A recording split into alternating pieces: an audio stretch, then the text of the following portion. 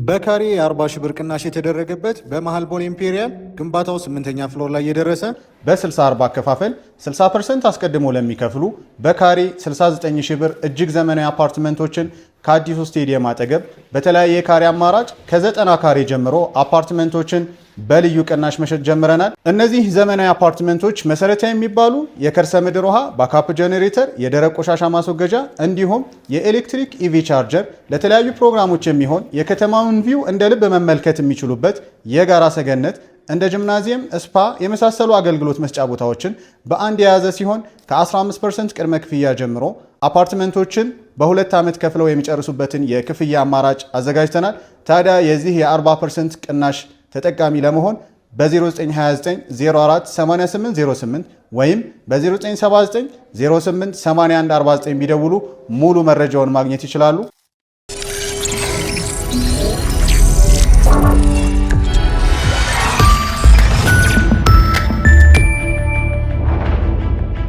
ይህ ከዓለምነህ እንስማ ፕሮግራማችን ነው። ከዓለምነህ እንስማ የካሊፎርኒያው ተቃውሞና ህገ መንግስታዊ ቀውስ የዛሬው ፕሮግራማችን ይሄን ይመስላል። ዓለም እንዴት ታየዋለህ? ያው ነገሩ በጣም የተወሳሰበ ነው። አራተኛ ቀኑን ይዟል። ሎስ አንጀለስ ውስጥ ነው ይሄ የተቃውሞ እንቅስቃሴ የተጀመረው እና የተቃውሞ እንቅስቃሴ ምክንያት ደግሞ አይሲ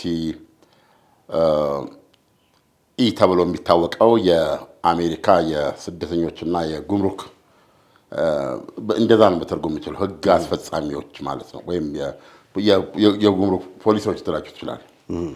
እና ቶም ሃም ይባላል አዛዣቸው። ዛር ነው። ይህንን አሁን ጠቅላላ የህገወጥ ስደተኞችን አደና የሚመራ ሰው ነው። በድንበር በኩል ደግሞ በማንኛውም መንገድ የሚመጣውን እየጠረነፈ እንዲልክ ስልጣን ያለው እና ሎስ አንጀለስ ውስጥ ያው በደርዘን የሚቆጠሩ ሰዎችን የሚለው ዜና ከየቤቱ ከየትምህርት ቤቱ እንደዚህ እየገቡ በቁጥጥር ስር እየዋሉ በጣም ኃይል ይጠቀማሉ። ሚኖን ሴቶች እናቶችም ሊሆኑ ይችላሉ። በሆድ ነው የሚደፉ። ከዛ በኋላ እንትን ነው የሚሉ እና ትንሽ በጣም እንግዳ እንደሆነባቸው ነው የሚታየው ለአሜሪካኖች። በጣም ላንቲካን የፈጠረው እና ፕሬዚደንቱ በቀን 3000 ሰው እንዲታደን ትእዛዝ ሰጥተዋል። በጣም ትልቅ ቁጥር ነው። ያ በቀን 3000 ህገወጥ ስደተኞች ነው የሚለው። እንግዲህ እዚህ ህገወጥ ስደተኞች የሚለውን በውስጡ ብዙ ነገር አለ። ጉዳያቸው በመንግስት ደረጃ እየታየ የሚገኙ ጥገኝነት ጥያቄዎች ወይም ደግሞ ምንድን ነው የሚባለው ቋሚ መኖሪያ ፍቃድ የሌላቸው ለማግኘት የሚችሉ ጉዳዮቻቸው በጠበቃዎች የተያዙ በተለያየ መንገድ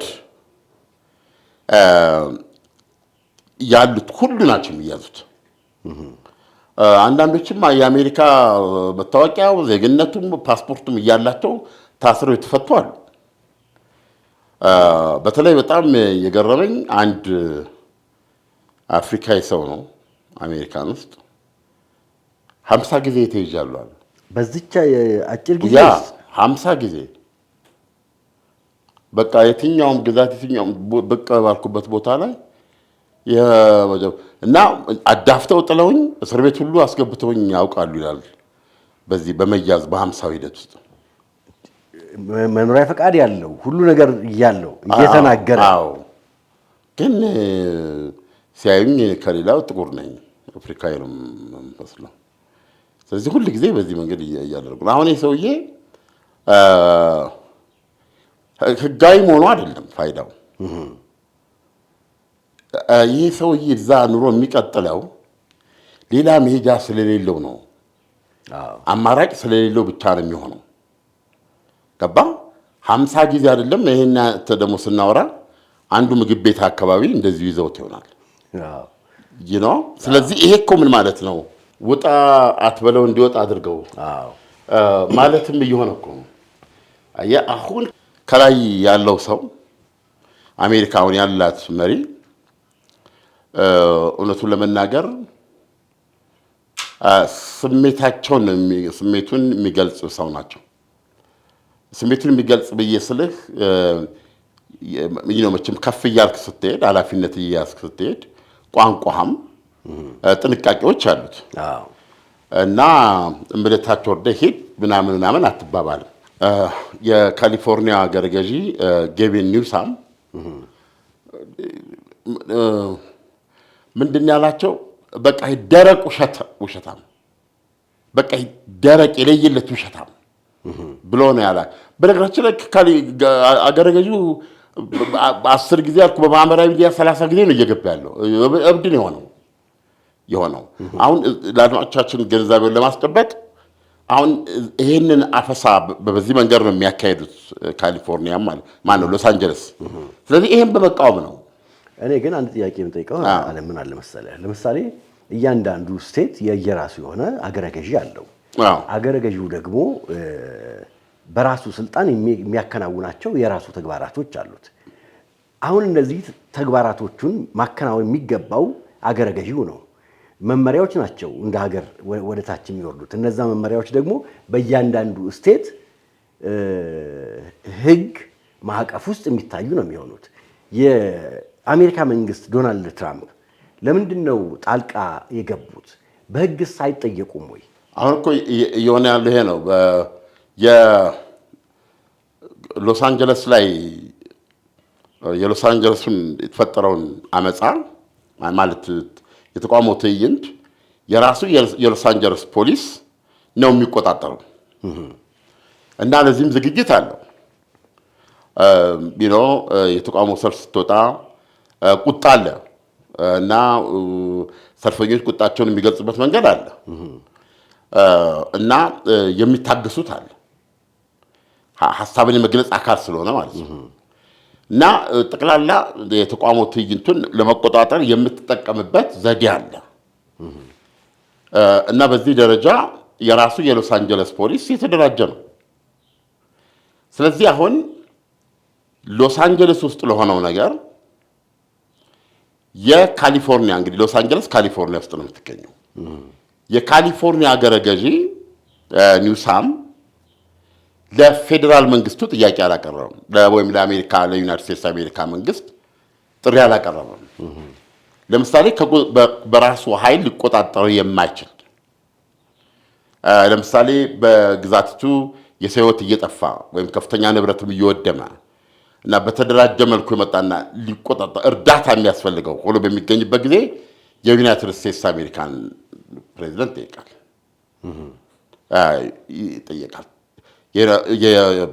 መንግስት የፕሬዚደንቱ ደግሞ ከሁኔታው ተነስተው እሱን የሚያግዝ ኃይል ይልካሉ። ማለት ለምሳሌ አሁን የብሔራዊ ጦር የተባለው ብሔራዊ ጦር ይላካል።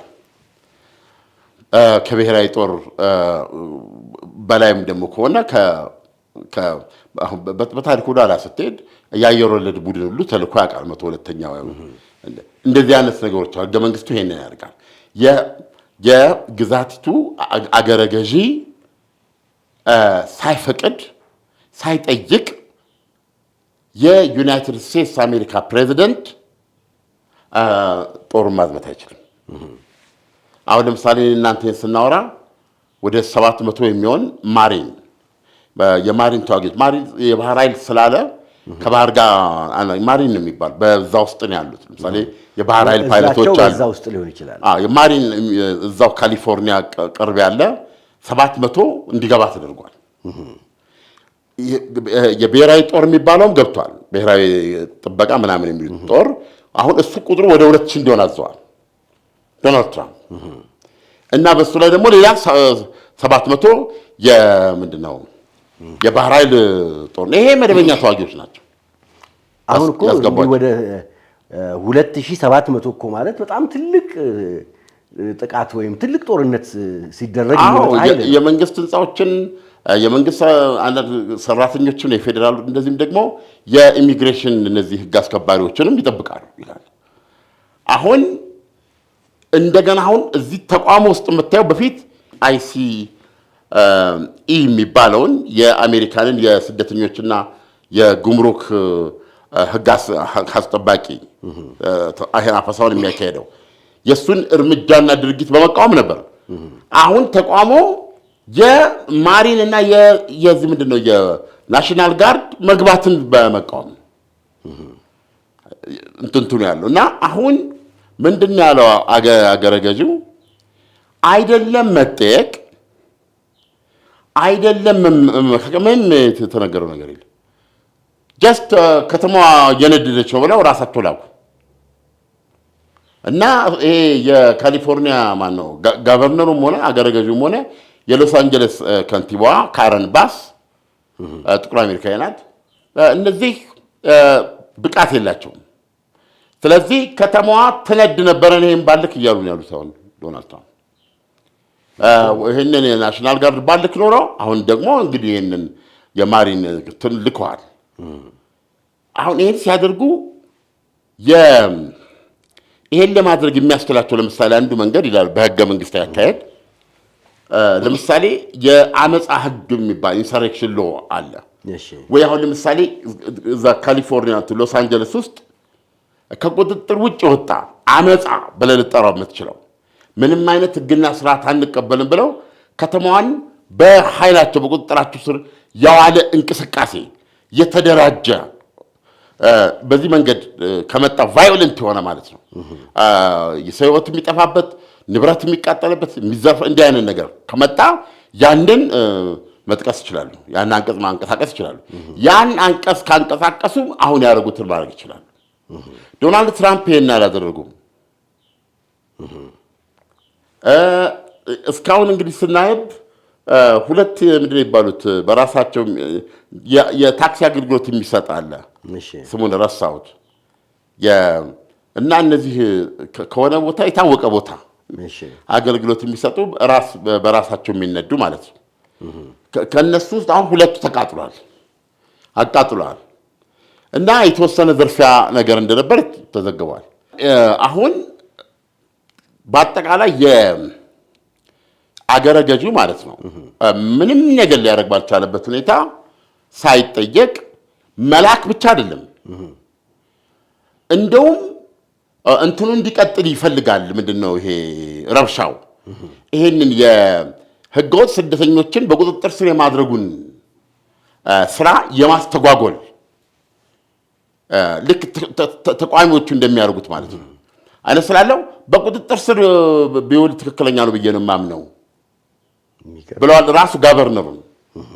እና የዚህ የጉምሩክ ምንድነው የስደተኞችና ጉምሩክ ህጋስ ሚኒስትር ባለው ለዚህ ያለው ሰውዬ በሴኔት ሲጠየቅ ለጊዜው እኔ አገረ ገዢውን ለስር የሚያበቃቸው ነገር አላየሁም ማለት በቁጥጥር ስር ለማዋል ማለት ነው አገረ ገዢውን። ሶ ኤኒዌይ ይሄ በታሪክ ሆኖ አያውቅም። ፕሬዚደንቶች በተለያየ ጊዜ እንዲህ አይነት እርምጃ ወስደዋል። የተለያዩ ግዛቶች ውስጥ የአሜሪካ ጦር እንዲገባ አድርገዋል። ያደረጉባቸው ምክንያቶች ከዚህ ጋር ምንም አይገናኙም። እና አሁን ትናንት ክስ በይፋ ተመስርቷል። የካሊፎርኒያ ግዛት ወይም ጋቨርነሩ ማለት ነው የክልሉ ምንድነው የግዛቱ ሉዓላዊነት ተደፍሯል፣ ህገ መንግስታዊ ጥሰት ፈጽመዋል፣ ሰውየው የክልሉ የግዛቱ ሉዓላዊነት ደፍጥጠዋል የሚል ክስ ተመስርቷል። እንግዲህ ይሄ ህግ የሚመለከተው ከባድ ነገር ነው። ካረን ባስ ከንቲባዋና በተለይ በጣም ስሜታዊ የተሞላ ንግግር ነው። ኒውሳም ጋቨርነሩ ያለው ምንድን ነው ሰውየው የእብደት ምርቃናውን ተግባራዊ የማድረግ የማሟላት የጀመረበት ነው። ተግባራዊነት እየፈተሸ ያለበት ወቅት ነው ያለው። እና ይሄ ምንድነው የእብደት ሐሳቡን ያደረገበት ነው። ይሄ ደግሞ ምንም በማያወላዳ ሁኔታ ፕራክቲካሊ በአይናችን በብረቱ አምባገነን አገዛዝ የሚያደርገውን ነገር ሲፈጸም እያየን ነው የሚል ነው። ለሰውየው ይገርማል። በየደቂቃው ነው እየተናገረ ያለው። ከንቲባዋ ምንድን ያሉት በቃ ሲምፕሊ ሁኔታውን በዚህ ደረጃ ያባባሰው የዶናልድ ትራምፕ የፕሬዚደንቱ አያያዝ ነው። ብሔራዊ ጦሩን ማዝመት፣ አሁን ደግሞ ማሪኑን መክተት፣ ሁኔታውን ልክ ከቁጥጥር የወጣ ግዛቱን አመድ ከመሆን አድኛለሁ እያሉ ነው ያሉት። ይሄን ሆን ብለው ነው የሚያደርጉት እሳቸውና የማጋ የሚባለው አሜሪካንን ታላቅ እናድርጋት የሚባል ሆን ብለው ነው ይሄን የሚያደርጉት። እና ትልቋ የዩናይትድ ስቴትስ አሜሪካ የዳቦ ቅርጫት ካሊፎርኒያ ዶናልድ ትራምፕ ፕሬዚደንታዊ የማስፈጸም ስልጣናቸውን ስፋትና ጥልቀት እየፈተሹና እያረጋገጡ የሚገኙበት ሰርቶ ማሳያ አድርጎናል እያሉ ነው። ይሄ መልክ አሁን ብዙ እንትኑ ይሄ ተቋሞ በተለያዩ ሀገሮች ተስፋፍቷል። በዚህ በአይሲዩ ላይ የሚደረገው ተቋሞ አሁን በኒውዮርክ በሳን ፍራንሲስኮ ካሳሳትኩ ምንድን ነው የምትባለው በሲያትል እንዲህ አይነት ቦታዎች ተቋሞች እየቀጠሉ ነው ያሉት እና ይሄ አንሚስቴክብል የሆነ እንግዲህ ህገ መንግስቱ አለ። እነዛ ፌዴራል ግዛቶች ናቸው። የራሳቸው ሉዓላዊነት አላቸው። የራሳቸው የአስተዳደር ነፃነት አላቸው እና ዋናው ሴንትራል ወይም ማዕከላዊ መንግስት ከእንደዚህ ጋር ተነጋግሮ አብሮ የሚሰራው ትራምፕ ግን ከትራምፕ ጋር አብረህ አትሰራም። እንደ ካሊፎርኒያ ግዛት አገረ ገዥነት የዩናይትድ ስቴትስ አሜሪካ ፕሬዚደንት አብረው አይደለም የሚሰራው በትራምፕ ዩ ወርክ ፎር ሂም ለእሱ ነው የምታገለግለው። እንደዚህ አይነት ሁኔታ ነው የገጠመን እና አታስፈራራኝ፣ እስር የሚባለው ነገር ሆነ ናና አስገባ ጀስቲሳረኝ የሚል ነው። በተደጋጋሚ ትናንትና አገረ ገዢው ሲያስገነዝብ የነበረው ነገር ነበረ። የካሊፎርኒያ ግዛት ከ4 ምናምን ራፍሊ ወደ 5 ትሪሊዮን ይጠጋ ምን ይባለው ይሄ አመታዊ ሽያጭ ነው ጂዲፒ ነው ያለው። ይሄም በዓለም ከጀርመን ቀጥሎ 4ኛው የዓለማችን ኢኮኖሚክ ፓወር ነው ካሊፎርኒያ። በአሜሪካ ቁጥር 1 ነው። የሚገርም ነው። በዓለም ደግሞ ቁጥር 4 ኢኮኖሚ ነው። ስለዚህ አሁን ኦቨርዌልም የሚያደርግ ጥቃት እየተካሄደ አሁን እንግዲህ በፍርድ ቤት ሄዷል ሰውየው። ነገር ግን እንዲታሰር ዶናልድ ትራምፕ አዘዋል። ኦልሬዲ ትእዛዝ ሰጥተዋል። አዎ መታሰር አለበት እያደናቀፈ ነው ብለዋል። አሁን ሲኤንኤን ላይ አቅርባ ምንድን ነው የኢሚግሬሽንና የጉምሩክ ኃላፊ ሚኒስትሩን ባለው ዛር ነው የሚሉት እሱን በጠየቀችበት ጊዜ እኔ አላገኘውም አለ። የሚታሰርበት ምንም ምክንያት አላገኘውም ብለዋል እንጂ እሰረው ብለዋል በቃ። እና ይሄ ግልጽ የሆነ ህገ መንግስታዊ ቀውስ ነው። አንድ ፕሬዚዳንት በህግ ካልሆነ በስተቀር ያንድን ሀገረ ገዢ ማሰር ይችላል? ብድግ ብሎ በከሌን እሰረው ለምሳሌ ከባድ አይደለም ወይ? አይችልም። እንዴት ነው የሚችለው? ሁሉ ነገር የህግ አሰራር የህግ ሂደት አለው። አሁን እኛ እዛ ውስጥ ገብተን ዝርዝሩን እንዲህ ለማለት ብቃቱም የለንም። ነገር ግን እስካሁን ድረስ በምናውቀው አሜሪካ እኮ የዲሞክራሲ ቀንዲል ናት አይደለም እንዴ? 50ዎቹ ግዛቶቿ ከዩኒየኑ መንግስት ጋር ተቀናጅተው ነው የሚሰሩት። በየትኛውም ጊዜ በዚህ ደረጃ አላየንም። ጋቨርነሩና የዩናይትድ ስቴትስ መሪ ሳይነጋገሩ በማናለብኝነት እንዲህ አይነቱ ነገር አልተካሄደም። ስለዚህ አሁን ዶናልድ ትራምፕ በየደረጃው ከዚህ በፊት የምንድነው ፕሮጀክት 25 በሚባለው እና ያን ጊዜ የእሳቸው ራዕይ ነው ተብሎ በተቀመጠው ውስጥ ትልቁ የመጀመሪያው ፍልሚያ ተልእኮ በተለያዩ ኢንስቲትዩሽንስ በተለያዩ አካላት በፍርድ ቤት ኢንክሉዲንግ ፍርድ ቤቶች ማለት ነው በየደረጃው የተነጠቁ የፕሬዝደንቱ ስልጣኖች አሉ ብለው ነው የሚያስቡት። አሁን ለምሳሌ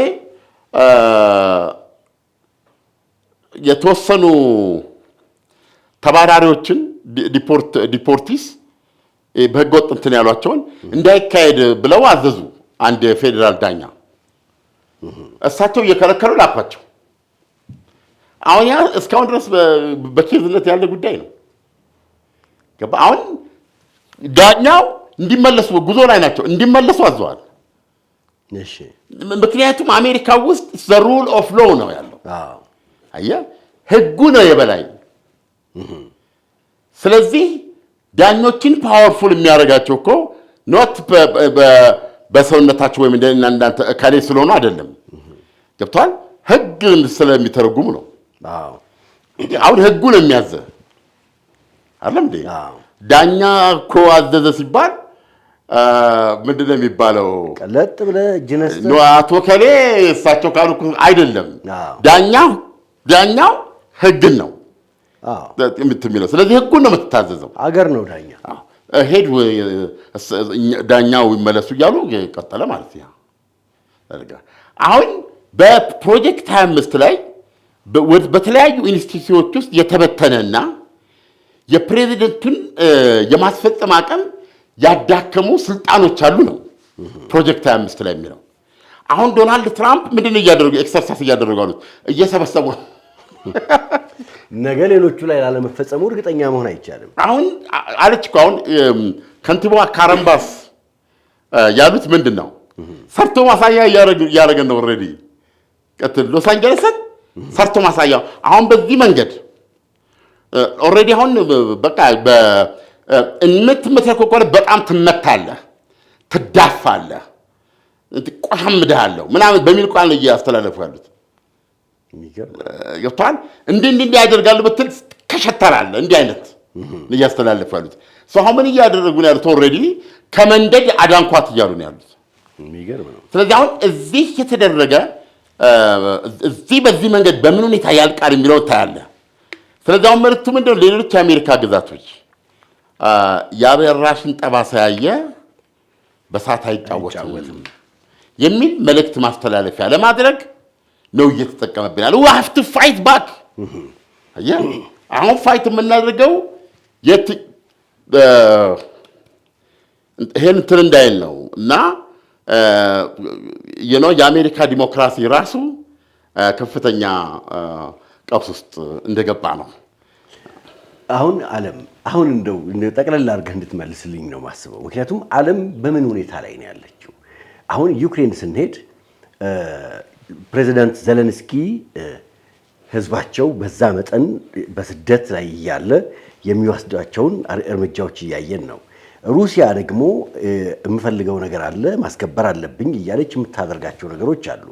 አውሮፓ ጋር ደግሞ ስትመጣ አውሮፓ እንዲህ እየተናጠን ያለው ዩክሬንን ደግፎ ሩሲያ ላይ ለመዝመት ዝግጅት እያደረገ ነው። ቻይናም ጋር ደግሞ ስትሄድ የኢኮኖሚው ጦርነት በጣም በከፍተኛ ሁኔታ እየጋመ ነው ያለው።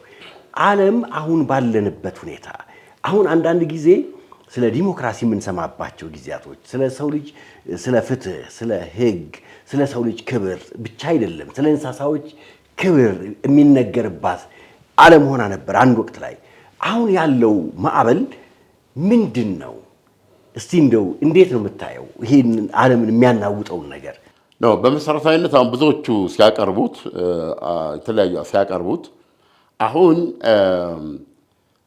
አሜሪካ ብቸኛ ልዕለ ኃያል የሆነችበት ዓለም አይደለም ማለት ነው እና የተለያዩ ኃያላን የሚጋሩት የራሳቸውን የተጽዕኖ አቅም እና የተጽዕኖ ክልልም ለማረጋገጥ እንትን የሚባባሉበት ምን ይባላል? አዎ እንደዛ የሚሉበት ነው። ለወትሮ ቢሆን ኖሮ በብዙ መልኩ አሜሪካ ልትወጣው ትችል ነበር፣ ኦቨርዌልም ልታደርገው ትችል ነበር። ነገር ግን አሁን ትልቁና የማይካድ ሆኖ አሜሪካ በታሪኳ የገጠማት ለመጀመሪያ ጊዜ ቢያንስ ሌላ ኃያል ሆና ከተነሳችበት ጊዜ ጀምሮ ይህን የሚያህል ኤምፓየር ሆና ከተነሳችበት ጊዜ ጀምሮ ያልነበረ የተከሰተ ነገር ቢኖር የቻይና መነሳት ነው። በፊት አሜሪካ የምትመራው የምዕራቡ ዓለም አለ፣ ያው ሶቪየት ህብረት አለች እና ሶቪየት ህብረት ማለት ራሱ እዛ ውስጥ አይዶን ስንት ሪፐብሊኮች እዛ ውስጥ ብዙ ሪፐብሊኮች ናቸው የነበሩት። እነሱና እንደገና ምስራቅ አውሮፓ እንደ ብሎክ እነዚህን ሁሉ እንደገና ደግሞ የተለያዩ ሶሻሊስት ሀገሮች በዓለም ላይ በኢትዮጵያም ጭምር ማለት ነው ሳተላይት ይባል እነሱን ይዞ የሚንቀሳቀስ ነው። ዓለምን ለመሳ የተካፈሉ ብዙ በራሽያ የሚመራ ወይም በሶቪየት ህብረት የሚመራ የሶሻሊዝም ኮሚኒዝም ብሎክ እና በአሜሪካ የሚመራ ምዕራባዊ ብሎክ ካፒታል ኢምፔሪያሊዝም ብሎክ የነበረው። አሁንስ አሜሪካን በታሪኳ ለመጀመሪያ ጊዜ አንድ ሀገር እንደሷ አንድ ሀገር የሆነ አንድ ሀገር ቻሌንጅ እያደረጋት ያለ አንድ ሀገር የሀገር ቻይና ነው። አሁን ኦልሬዲ በኢኮኖሚያቸው መካከል ያላቸው ልዩነት እኛ ብዙ ዘልቀን ስለማይገባን ያው ብዙ ጊዜ አንዳንድ ግን ለአድማጮች ጥቅም ግን ብዙ ጊዜ የምለው ነገር ነው። የተሻለ ጥረት ቢደረግ እንደዚህ ባለሙያዎችን ለማናገር ይሄ የአንተ አሳይመንት ቢሆን በጣም ጥሩ ነው የሚሆነው። ለምሳሌ እንደው እግረ መንገዱ ግን በእንደዚህ አይነት እውቀት ያላቸው ሰዎች አሁን ለምሳሌ ኢኮኖሚን በተመለከተ ጦርነቶች ስለሚያመጡ ነው እነሱ እኛ ጋር ደውለው አይደለም። አንተ ጎቶ አዲስ አበባ ዩኒቨርሲቲ እዛ ሰዎች አሉ ወይም ደግሞ ማጋ ብለህ መሄድ ነው ኢሳያስ እና ምንድነው አሁን ለጊዜው በጂዲፒ ያላቸው ልዩነት የአሜሪካ ኢኮኖሚ የ24 ትሪሊዮን ነው or something የቻይና ኢኮኖሚ 17 ትሪሊዮን እንደዚህ የሚለው አንድ ነገር ነው። ግን አሁን ወደ ጂዲፒ ስትመጣ እንደገና የተለያዩ የኢኮኖሚ መመዘኛዎች አሉ። በዛ ሲታይ በሁሉም አሜሪካ ትበልጣለች ማለት አይደለም። ስለዚህ በቻይናና በአሜሪካ መካከል ያለው ፉክክር ይሄ የቀነን ማሁን የምን ደረጃ ሆኗል? የኃይሌና የእንትና ሆኗል። የፖልተርጋት አይነት ነገር አየ። ይሄ ሁለንተናዊ ነው ደግሞ በሳይንስና ቴክኖሎጂ፣ በኢኮኖሚ፣ በሚሊትሪ፣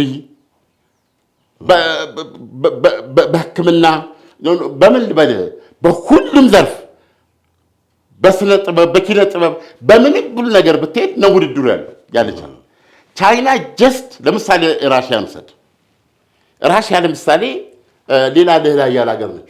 በእንትን ከመጣ በሚሊተሪ ፓወር ከመጣ ራሽያ አሜሪካንን የምትገዳደር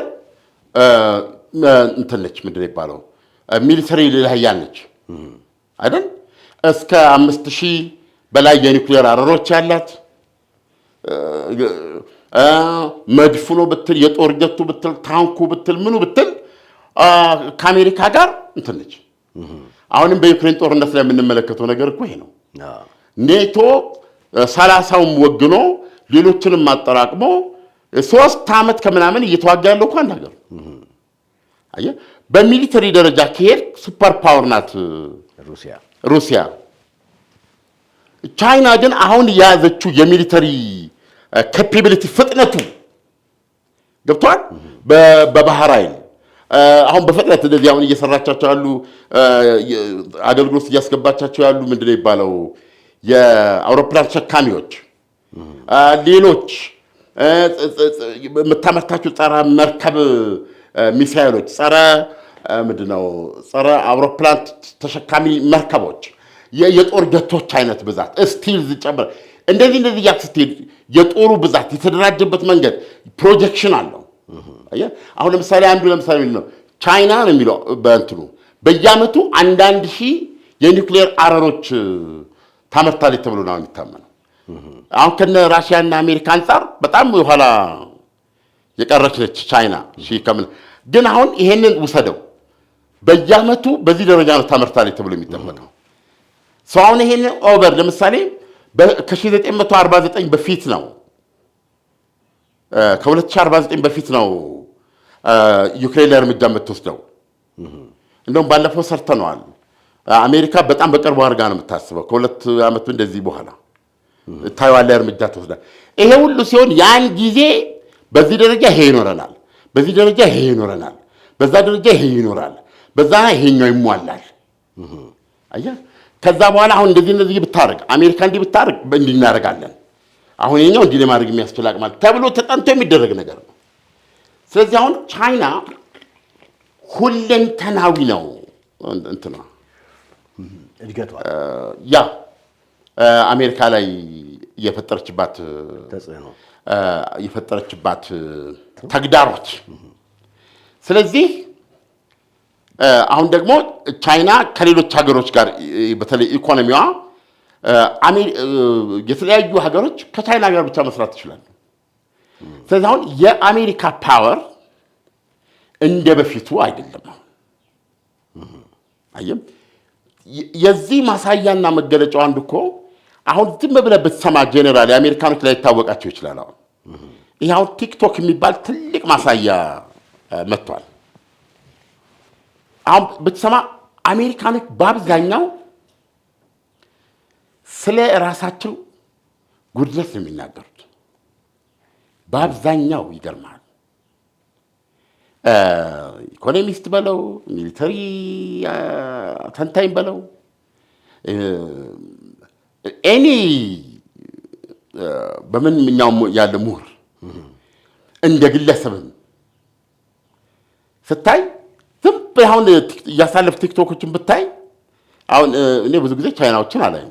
ስለ ቻይናዎች በምትሰማበት ጊዜ ስለ እነሱ የሚነገረው ነገር ሌላ ነው።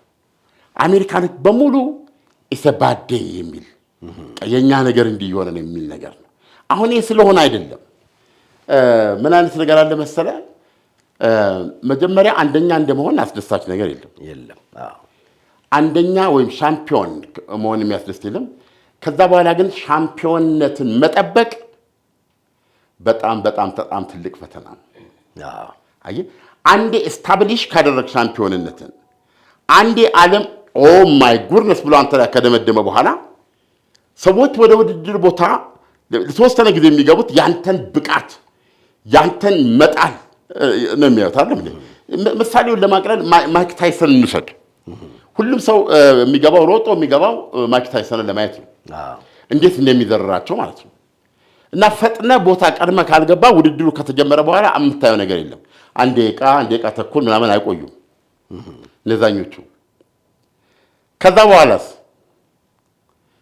ከእስር ቤት ከተፈታ በኋላ ከማነው ጃፓን ሀገር ውድድር አደረገ የመጀመሪያውን። እንግዲህ ታይሰንን ታውቀዋለህ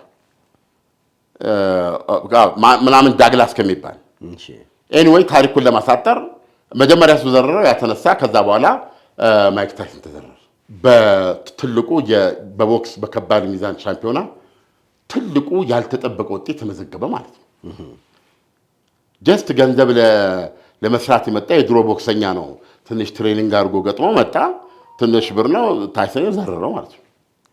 ከዛ በኋላ አሁን ሰው የሚያየው ወደ እንትን የሚገባው ለምን ይመስላል? ታይሰን ሲዘረር ለማየት ነው እንጂ ሲዘረር አይደለም። ኤቭሪ ቦክስ ሲሰነዘር ታይሰን በተመጣ ቁጥር አሉ በቃ እንደዚያ ያኛው ታይሰን በተንገዳገደ ቁጥር ህዝቡ ይሰክራል። ጣለው፣ ገነደሰው፣ ወይኔ አዋረደው የሚል እንደዚህ ነው እንትን። አሜሪካውን እዛ ውስጥ ነች ያለችው፣ ፈተና ውስጥ ነች። ያ መሪነቷ ከሆነም አለ።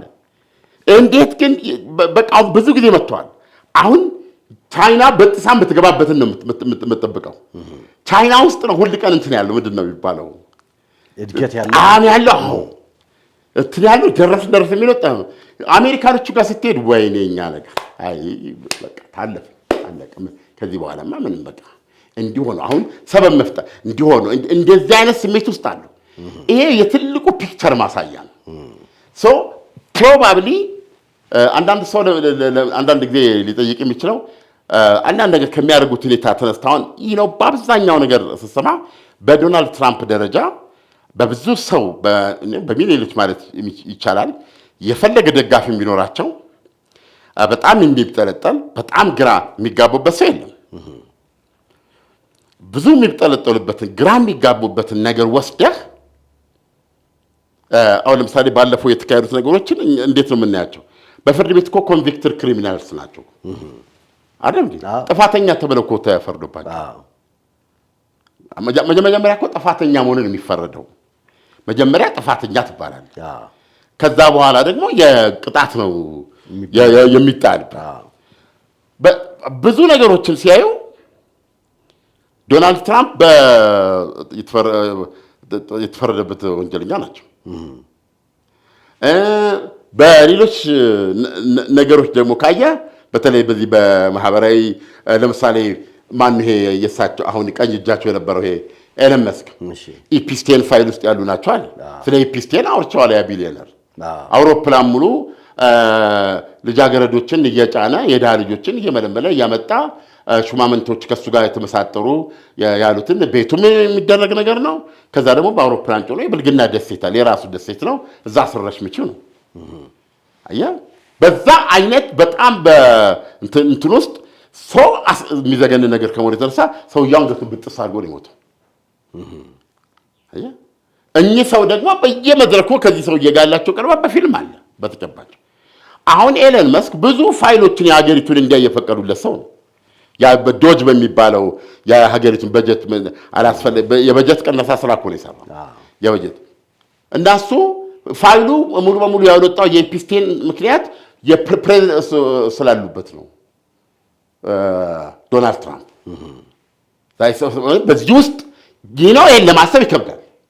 እዚህ ውስጥ ያለ ሰው ነው ብሎ ተናግሯል አይደለም። አሁን ቢያንስ በእኛ ዕድሜ እንዲህ አይነት ሰው አላውቅም፣ አይታወቅም በፍጹም በጭራሽ በየትኛውም ቢያንስ ባለፉት 50 ዓመታት ውስጥ አሜሪካ አንድ ዲያሎግ የሚያደርጉበት ዋናው ዓላማና ግብም ፕሬዚዳንት ተመራጮቹ እጩዎቹ ዲያሎግ የሚያደርጉበት ዋናው ዓላማ አንድ ከአሜሪካ ሕዝብ ጋር ያላቸውን አመለካከትና አስተሳሰብ የሚገልጽ ነው። በሞራል በትዳር ለአሜሪካ ሕዝብ ሞዴል ሊሆኑ የሚችሉ መሪዎችን ለመምረጥ ነው ዋና አንዱም ዲያሎግ የሚደረግበት ምክንያት። አሁን ግን ዲያሎግ ሲደረግ ራሱ ዶናልድ ትራምፕ ባለፈው እንዳነሳ ነው የመንግስት ግብር አጭበርብረዋል፣ ስማርት ነኝ። ታንኪዩ። አሁን ይሄ ምንድን ነው? አንድ ነገር ግልጽ መሆን ያለበት እንዲህ የሚባሉን ሰው እንዴት አሜሪካ መረጠች? አሜሪካ ክራይሲስ ውስጥ መሆኗ ማሳያ ነው። እኔ እንደዛ ነው የምረዳው። ክራይሲስ ውስጥ ሲገባ አንድ ሀገር እንደነገርኩ ሁሉም አሜሪካዊ በሚባል ደረጃ ሁሉም ዘግቶ ይግባ፣ በፈለገው እንትን ይጻፍና ይግባ ቲክቶክ ላይ አሁን በጠፈር ምርምር ወይም ደግሞ በዚህ በህዋ እንትን ላይ የቻይናና የአሜሪካ ሁኔታ ምንድነው ብለህ ምልክታት ምሳሌ መጡልሃል። የአሜሪካ we are losing the race ብሎ የሚጀምረው የአሜሪካው ከሆነ በሁሉም ዘርፍ ስታይ አሜሪካውያን ራሳቸውን እንትን ይላሉ። ሉዝ አድርገናል ብሶት ነው ያለው። ወራስ በቻይና ቶታሊ አይደለም። ለምንድነው ይሄ ቀውስ አለ? አሁን አሜሪካ ውስጥ ይሄ ቀውስ መጥቷል። ብቻዋን ዶሚኔት የማታደርገው ዓለም መጥቷል። ገብቷል። ተግዳሮት ገጥሟታል። ብልጫ የተወሰዱባት መስኮችም አሉ። አየህ፣ በየቡድን ቅንጅት ውስጥ ስትወስደው የአሜሪካ ኤምፓየር ይሄ ነገር አለ። ይሄ በሚሆንበት ጊዜ በቀውስ ጊዜ ዶናልድ ትራምፕ አልፎ መምጣት ችሏል ማለት ነው። የሚያሳየው ከዚህ በፊት በምናውቃቸው የአሜሪካ ቫልዩዎች ገብተዋል። በዛ መንገድ ቢሆን ኖሮ ዶናልድ ትራምፕ አንደኛውን ዙር አልፎም ነበር። አይነት ዶናልድ ትራምፕ ኃይለኛ የሚያደርጋቸው ለምን ፕሬዚደንት ይወዳደራሉ ወይ ብላ ጠይቃቸው ታውቃለች። ኦፕራ እና ምንድን ነው ያሏት? እንደማሸንፍ ሳላውቅ አልወዳደርም አሉ። ውድድር ውስጥ የምገባው እንደማሸንፍ ሳውቅ ነው። ስለዚህ ይሄም ደግሞ ቀላል ሰው እንዳልሆነ ያሳያል። የማሸነፍ ፍላጎትና ጉጉታቸው ታሲት የማላሸንፍበት ለምሳሌ ማንኛውም ሰው የጊቢቴ ቻንስ አይደለም ትገባለህ። ይሄ ያስመርጠኛል፣ በዚህ መንገድ አገሬ ላገለግል እችላለሁ፣ ለዚህ የምበቃ ሰው ነኝ፣ እንትኖች አሉኝ፣ ፍላጎቱ አለ፣ ትገባለህ። ትገባና ውድድሩን ታደርጋለህ። በአሸናፊነት እንድትወጣ ብዙ ነገሮች ታደርግና ታየዋለህ። ከዛ በኋላ ከተሸነፍክ ታንኪዩ ቬሪ ማች ብለህ ለያኛው ምስጋና ስትተህ ትወርዳለህ። ይሄ የውድድር መንፈስ ሞት አይደለም። በቃ ለማሸነፍ ሄደሃል። ስትሸነፍ ደግሞ ሽንፈትን በጸጋ ተቀብለህ ዓለም ያለ መጨረሻ አይደለም ወደ መደበኛ ህይወት ትሄዳለህ። ለዶናልድ ትራምፕ ግን መሸነፍ ሞት ነው፣ ኦፕሽን አይደለም። ስለዚህ ምርጫው ውስጥ ለመግባት ምርጫውን ማሸነፍ እንደምችል ማረጋገጥ አለብኝ ያሉት። ስለዚህ እንዴት አረጋገጡት?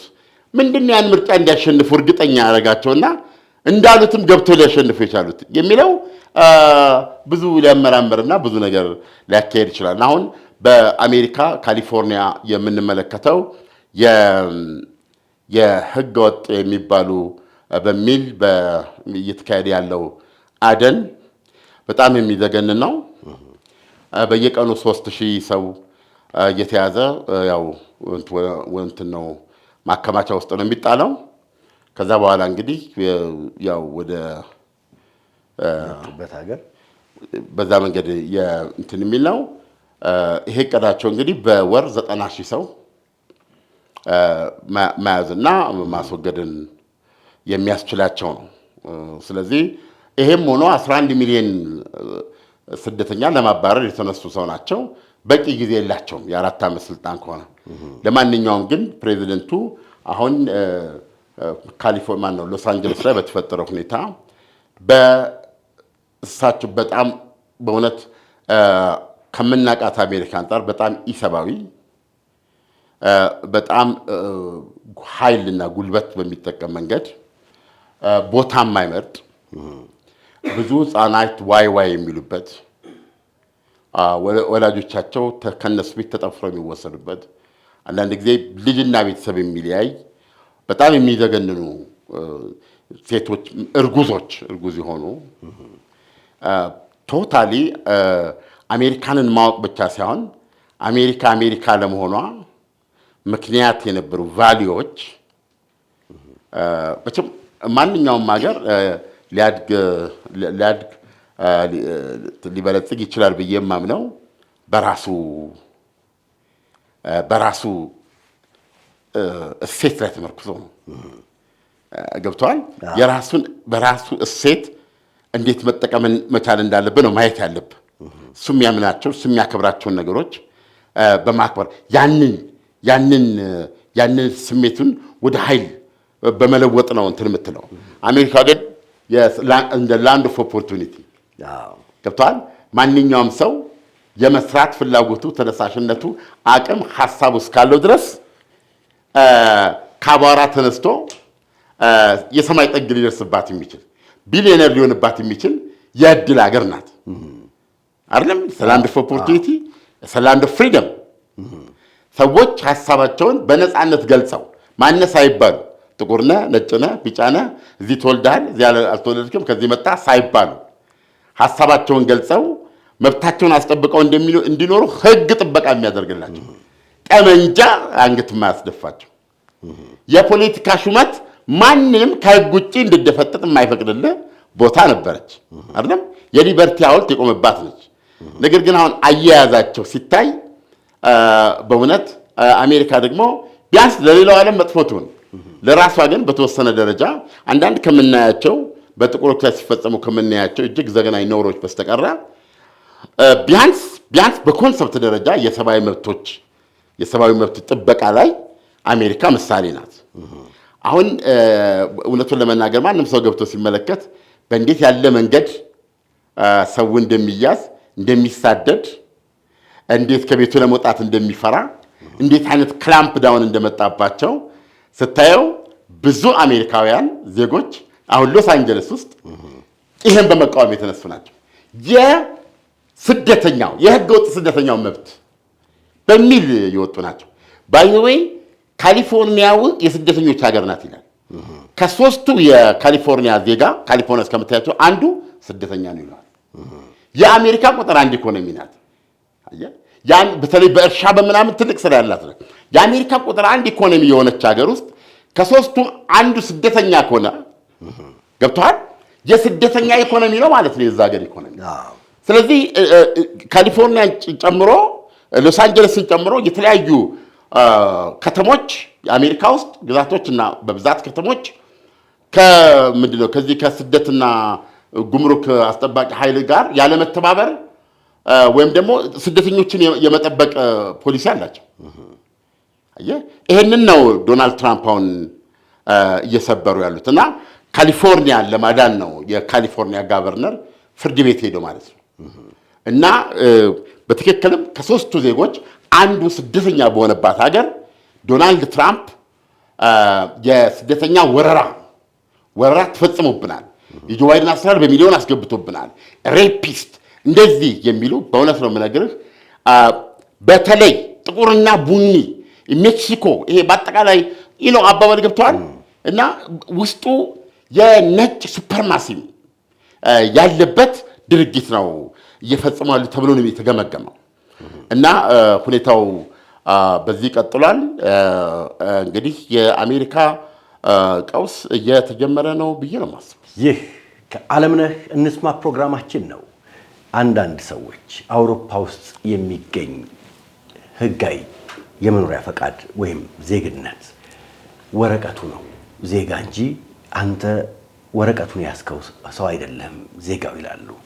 አሜሪካ ግን ዜግነት ከሰጠችህ አንተ አሜሪካዊ ነህ ይባላል እና አሁን ይሄ ወዴት እየሄደ ነው?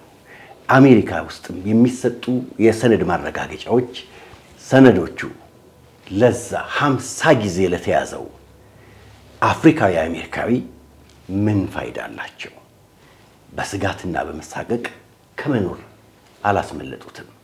አሜሪካ ወዴት እየሄደች ነው? የዛሬው ፕሮግራማችን ይህን ይመስላል። በሌላ ጊዜ በሌላ ፕሮግራም እስከምንገናኝ መልካም ጊዜ። በነገራችን ላይ ፕሮግራማችንን ላይክ፣ ሰብስክራይብ፣ ሼር እንዲሁም ሱፐር ታንክስ ውስጥ በመግባት ማበረታታት ትችላላችሁ። መልካም ጊዜ። በካሬ የ40 ሺህ ብር ቅናሽ የተደረገበት በመሃል ቦሌ ኢምፔሪያል ግንባታው 8ኛ ፍሎር ላይ የደረሰ በ60/40 አከፋፈል 60% አስቀድሞ ለሚከፍሉ በካሬ 69 ሺህ ብር እጅግ ዘመናዊ አፓርትመንቶችን ከአዲሱ ስቴዲየም አጠገብ በተለያየ የካሬ አማራጭ ከ90 ካሬ ጀምሮ አፓርትመንቶችን በልዩ ቅናሽ መሸጥ ጀምረናል። እነዚህ ዘመናዊ አፓርትመንቶች መሰረታዊ የሚባሉ የከርሰ ምድር ውሃ፣ ባካፕ ጄኔሬተር፣ የደረቅ ቆሻሻ ማስወገጃ እንዲሁም የኤሌክትሪክ ኢቪ ቻርጀር፣ ለተለያዩ ፕሮግራሞች የሚሆን የከተማውን ቪው እንደ ልብ መመልከት የሚችሉበት የጋራ ሰገነት፣ እንደ ጂምናዚየም፣ ስፓ የመሳሰሉ አገልግሎት መስጫ ቦታዎችን በአንድ የያዘ ሲሆን ከ15% ቅድመ ክፍያ ጀምሮ አፓርትመንቶችን በ2 ዓመት ከፍለው የሚጨርሱበትን የክፍያ አማራጭ አዘጋጅተናል። ታዲያ የዚህ የ40% ቅናሽ ተጠቃሚ ለመሆን በ0929 04 8808 ወይም በ0979 08 8149 ቢደውሉ ሙሉ መረጃውን ማግኘት ይችላሉ።